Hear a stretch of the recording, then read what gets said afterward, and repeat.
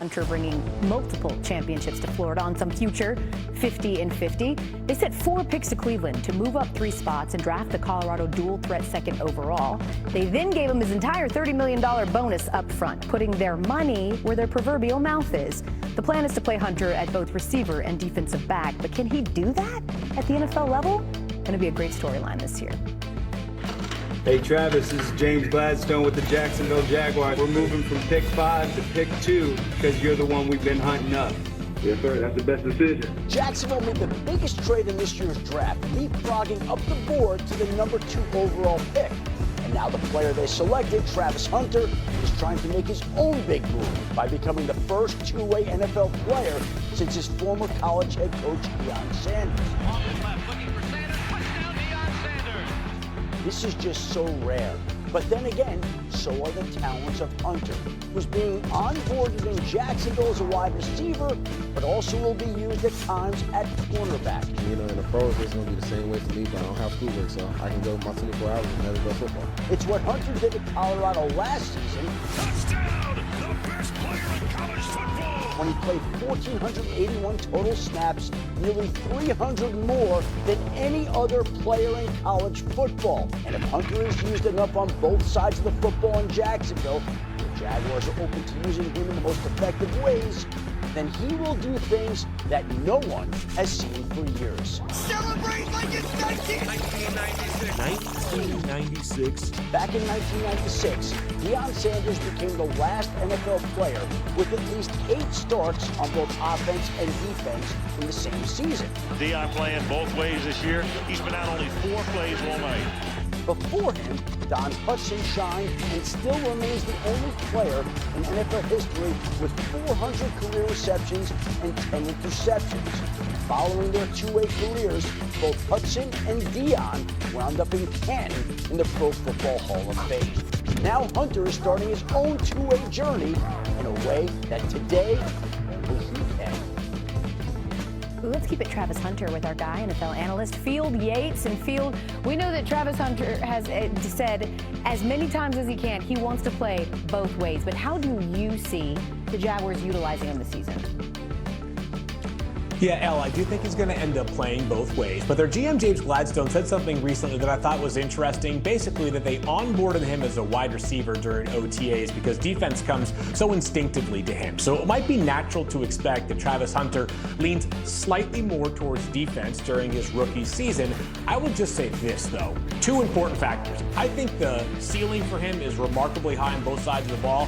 I thought during my pre-draft evaluation it was even higher as a wide receiver. There was an all-pro path, in my view, for Travis Hunter as he refines his game. Second thing, Elle, is this one of those things that the Jaguars probably said to themselves, we're making the investment from 5 to 2 moving up in the draft, not because we have it all figured out on what Travis Hunter is going to be for us. It's because we're going to figure it out along the way. If there are weeks in which we need him on the offensive side of the ball because we're going against a loaded Baltimore Ravens offense on the other side of the ball, then maybe we say to ourselves, 70% offense this week. But I do think the Jaguars are going to be malleable week in, week out, because Travis Hunter is the most versatile prospect we've seen probably since Deion Sanders.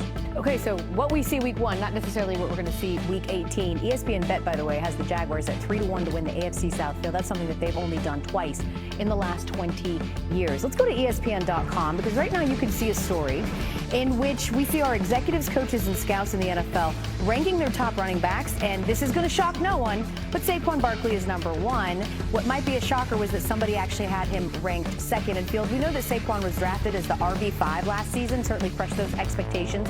Can you give us a few running backs that you think are going to exceed their ADP?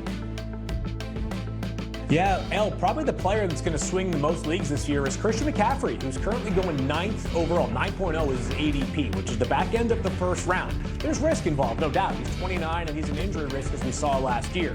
If he stays healthy, though, he will pay off in a dramatic way. He is the best fantasy football player when he is actually healthy and available.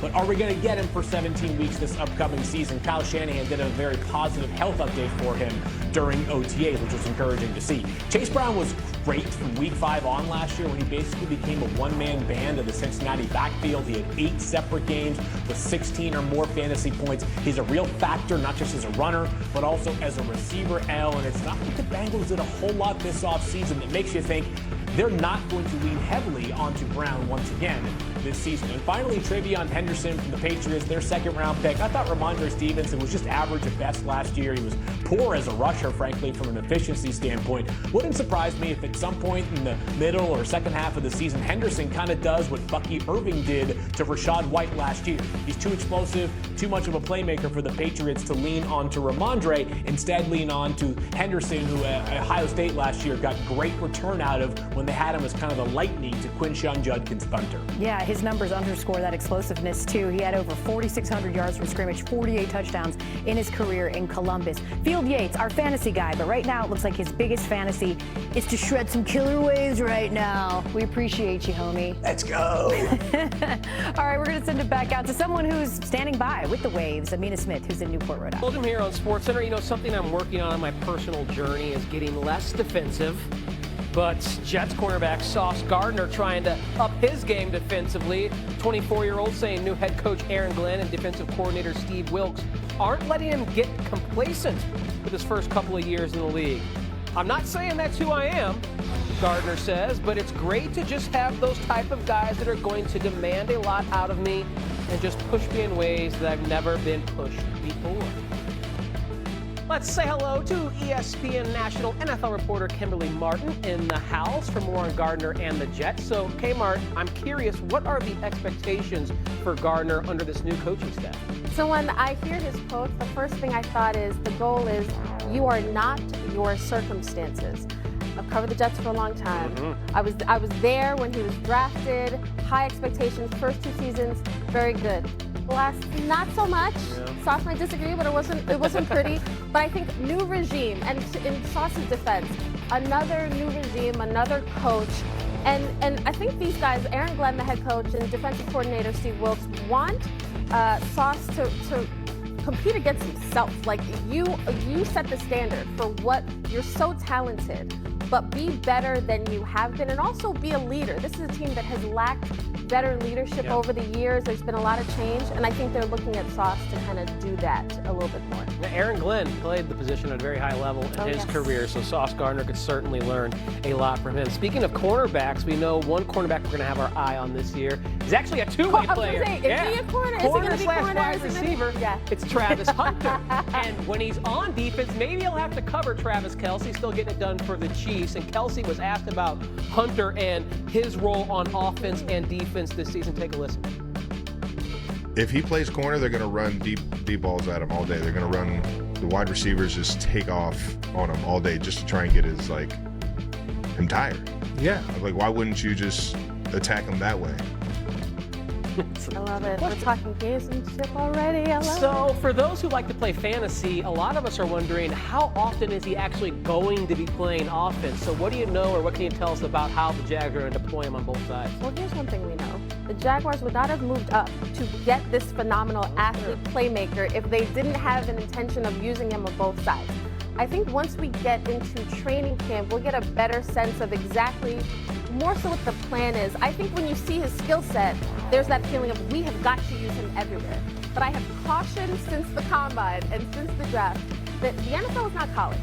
He is special, he is unique, but to expect that he's going to be able to do the same things against some of this competition that's just as talented, just as fast, I think is a little misguided. I think he'd be a phenomenal corner. I think he'd be a phenomenal wide receiver in the NFL. But I think both sides, the coaches are going to want to use him. And they've got to be judicious because it's a 17-game season, very long season. You do not want to get hurt. It's fair. Can't wait to watch Hunter report to training camp on July 19th. Kimberly, thank you. But before I get you out of here, who should I take in the shoe off between you and Owen for best feet in the ESPN family? It is not even fair. I don't have the J's on now, but you already know I saw them in the green room. You already know it's me. I saw the Halloweens in the green room. Where we here at ESPN surveyed league execs, coaches, and scouts to help us rank the top 10 players at several different positions. Today, those guys running the rock at the top. The group is headlined by none other than Saquon and the big dog, Derrick Henry. Christian McCaffrey, who ranked number 1 on the list last year, comes in at number 5 this year. Ranked number 1 in your heart and mine, and honoring Barry Melrose with the flow. Salad looks great is fantasy and draft analyst Field Yates, joining us to help guide you on this year's fantasy journey. So, Field, we saw what the ESPN survey revealed. Who would be on your list of the top 5 running backs in the league? Yeah, let's talk about fantasy purposes here, Tyler. Let's begin with Bijan Robinson, who, of course, had a monster season this past year when he was finally utilized like a player that was drafted 8th overall at that running back position. To me, he's got a real argument to go number 1 overall, regardless of position. Saquon Barkley not far behind him. Jahmyr Gibbs, who, if David Montgomery was not on the Detroit Lions, I think would be the highest upside player in all of fantasy football. Plus, Christian McCaffrey, who, when he plays, is elite.